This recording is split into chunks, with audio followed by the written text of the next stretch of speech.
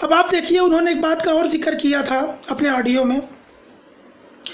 उन्होंने कहा कि देखो 3 तारीख को जब केस 3 फरवरी को सुप्रीम कोर्ट में हियरिंग हुई थी, उसके बाद लोगों को नोटिस दिया गया था, 21 दिन का टाइम दिया गया था जिन लोगों को पार्टी बनाया गया था, तो उसमें इम्प्लीड होने वाला नया काम चालू हो गया, नए तरीके से उसको चैलेंज करने वाला काम हुआ, वरना इस मामले का जजमेंट अब तक आ जाता था। मैं आपको बताना चाहता हूं कि मेरी जो अपने केस स्टडीज़ बताती हैं कि हाई कोर्ट में जो जजमेंट आता है, सुप्रीम कोर्ट में कभी भी उसके ठीक अगेंस्ट जजमेंट नहीं आता है। कोई भी केस आप उठा के देख लीजिए। और तेलंगाना हाई कोर्ट का जजमेंट जो आया था वो 1,72,000 लोगों के हक में आया था। तेलंगाना हाई कोर्ट का जजमेंट आपा नवहीरा शेख के हक में आया था, हीरा ग्रुप ऑफ कंपनीज के हक में आया था। उसमें सारी बातें बिल्कुल नीट और क्लीन तरीके से आदरणीय जज महोदया के द्वारा बता दी गई थी।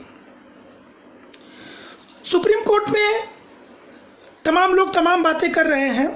देखिए, जब ये मामला स्टार्ट हुआ था अक्टूबर के महीने में, आपा तुरंत अपने एडवोकेट्स के माध्यम से ऑनरेबल सुप्रीम कोर्ट में गई थी। Honourable supreme court of India ने क्या कहा था उस समय? जजों की यही बेंच थी, कौल साहब की बेंच थी, जिस बेंच पे आज अपनी सुनवाई चल रही है।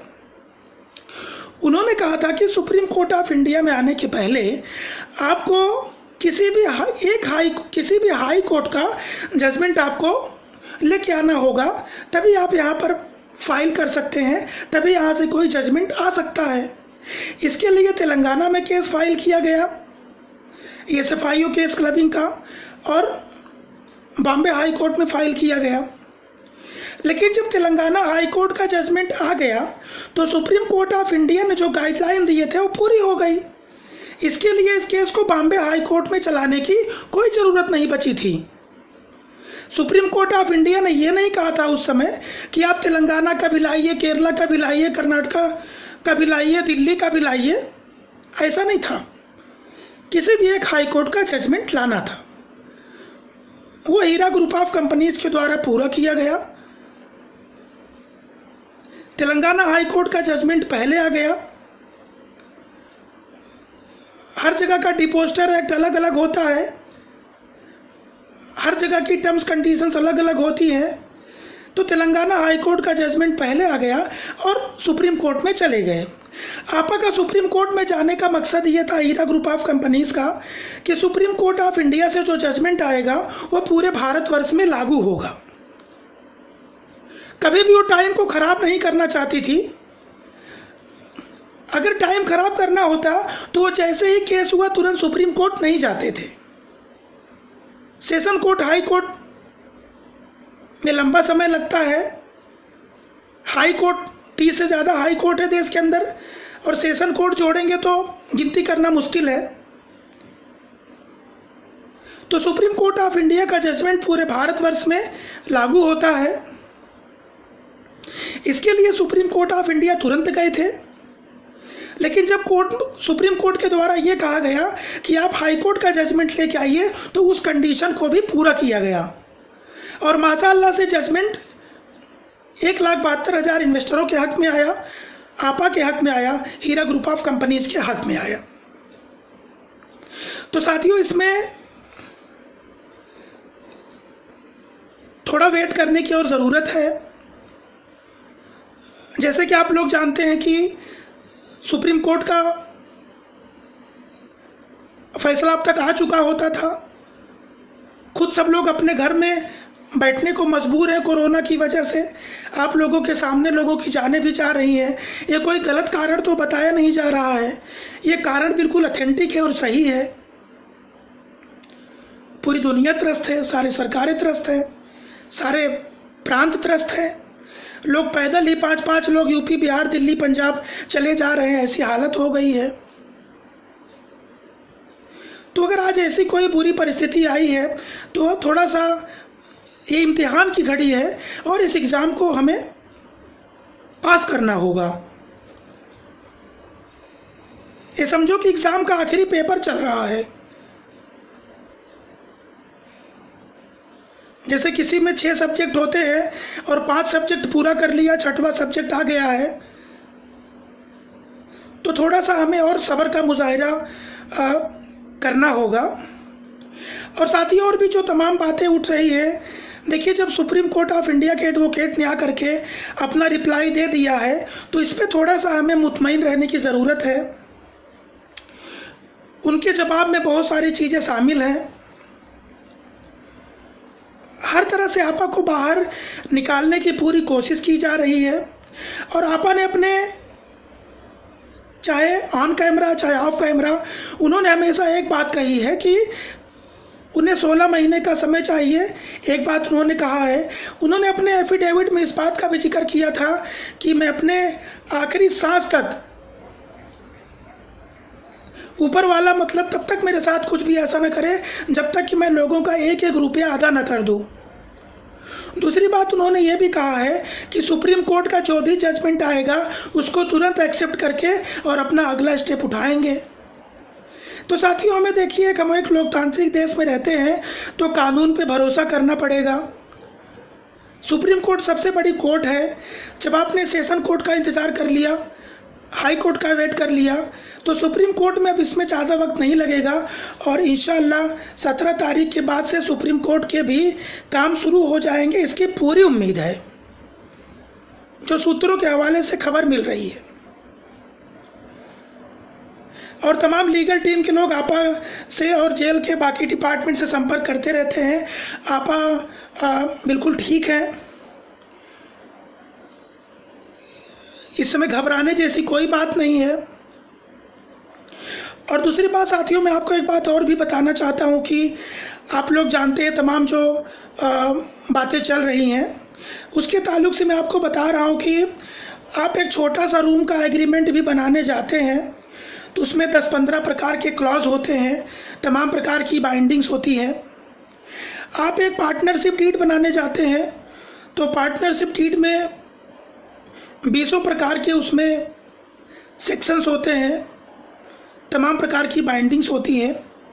इतनी बड़ी कंपनी जो पूरे भारतवर्ष में इतने सालों से चल रही थी, वो भी किसी नियम कानून किसी सिस्टम के हिसाब से चल रही थी, तो इसमें कोई घबराने वाली बात नहीं है। और थोड़ा सा वेट करने की ज़रूरत है। देखिए उस तरफ से दुश्मनाने हीरा रोज कोई न कोई ऑडियो वीडियो बनाते रहते हैं और आपके सामने आते रहते हैं, लेकिन साथियों देखिए आज हमको कोर्ट पे ट्रस्ट करना होगा, सबको कोर्ट पे ट्रस्ट करना होगा। किसी ऑडियो वीडियो से जजमेंट नहीं आने वाला है, न तो राजेश मिश्रा के वीडियो से जजमेंट आने वाला है और न तो और किसी के वीडियो से ऑडियो से जजमेंट आने वाला है। जजमेंट सुप्रीम कोर्ट से आने वाला है और थोड़ा सा इंतज़ार और बाकी है, थोड़ा सा, इसमें ज़्यादा समय अब नहीं लगेगा। कुछ लोग बोलते हैं इतने साल लगेगा उतने साल लगेगा, ऐसा नहीं है। ऐसे आपको मालूम होगा तेलंगाना हाई कोर्ट में जब केस चल रहा था तो रोज लोग रात को आके बोलते थे इसमें अभी 8 साल लगेंगे, इसमें अभी 10 साल लगेंगे। 5 महीने में जजमेंट आया कि नहीं आया?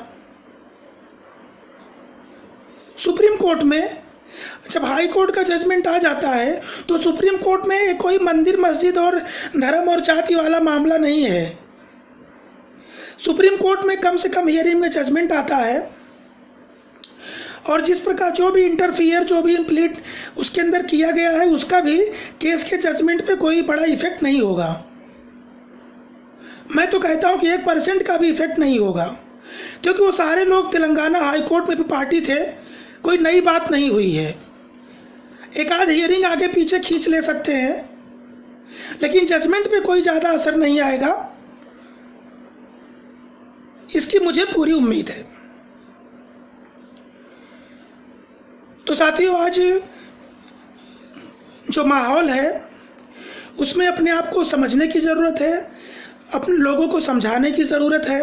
और रमज़ान का पाक महीना इस समय चल रहा है, तमाम लोग बहुत परेशान हैं, किसी को इफ्तारी तक करने की व्यवस्था नहीं है, किसी के घर में खाने के लिए लॉकडाउन की वजह से काम धंधा भी लोगों का बंद हो गया है पूरी तरीके से, कोई आमदनी नहीं है। सब कोई सरकारी नौकर तो है नहीं कि आधी तिहाई पगार मिल जाएगी तो भी उनका काम चल जाएगा। तो आपकी परेशानी के साथ सभी लोग हैं, परेशानी पूरी तरीके से जायज़ है और आपा को भी इस बात की जानकारी होगी, आप लोग जानते हैं, ऐसी बात नहीं कोई इन चीज़ों से अनजान है। तो इसमें थोड़ा सा सुप्रीम कोर्ट ऑफ इंडिया तक पूरा मामला पहुंच गया है और लीगल टीम पूरी मुस्तैदी के साथ इस समय काम कर रही है। जजमेंट जो सुप्रीम कोर्ट से आएगा वही आखिरी जजमेंट होगा और आपा ने जिस तरीके से कहा है कि जो भी जजमेंट आएगा उसको तुरंत फुलफिल करके और लोगों के बीच में आकर के, और जैसे एक नई सुबह होती है आपकी ज़िंदगी में, इस तरीके से फिर से चीज़ों को आगे बढ़ाया जाएगा। तो मुझे लगता है कि इस वक्त, यानी जो अभी समय चल रहा है, इस वक्त किसी प्रकार से डरने घबराने जैसी सिचुएशन अब नहीं आनी चाहिए, क्योंकि अब मामला सुप्रीम कोर्ट में आखिरी मरहले पर पहुंच चुका है। अब इसमें ज़्यादा वक्त नहीं लगेगा। आपको पता होगा कि जब भी मैं कोई बात बताता हूं तो तमाम स्टडीज़ के बाद बताता हूं, और आज मेरा ये कहना है कि सुप्रीम कोर्ट जैसे ही खुलेगा, अब तो लीगल टीम के पास जल्दी से डेट लेने की वजह भी है, क्योंकि डेट कंपनी का 14 तारीख का डेट था, तो वो डेट तो कोरोना की वजह से उस पर आर्ग्यूमेंट नहीं हुआ। तब ये कारण बताया जाएगा और साथ ही साथ 1,72,000 लोगों की परेशानी को भी सामने रखा जाएगा, जैसा कि लीगल टीम ने बताया है, और इस पर इंशाअल्लाह डेट जल्द मिलेगी, इस पर जल्द आर्ग्यूमेंट होगा, कम से कम हियरिंग में इसमें फैसला आएगा, क्योंकि अपोज करने वालों ने ऐसा कोई तथ्य नहीं है जो हाई कोर्ट में नहीं रखा था।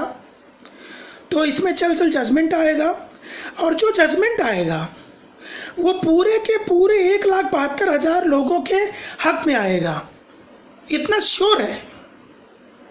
इसमें अगर कोई ऐसा बोलता है कि सुप्रीम कोर्ट का जजमेंट कंप्लेनरों के हक में आएगा या सुप्रीम कोर्ट का जजमेंट जो है वो जिन्होंने नॉन कंप्लेनरों के हक में आएगा, ये कंप्लेनर नॉन कंप्लेनर क्या होता है भाई?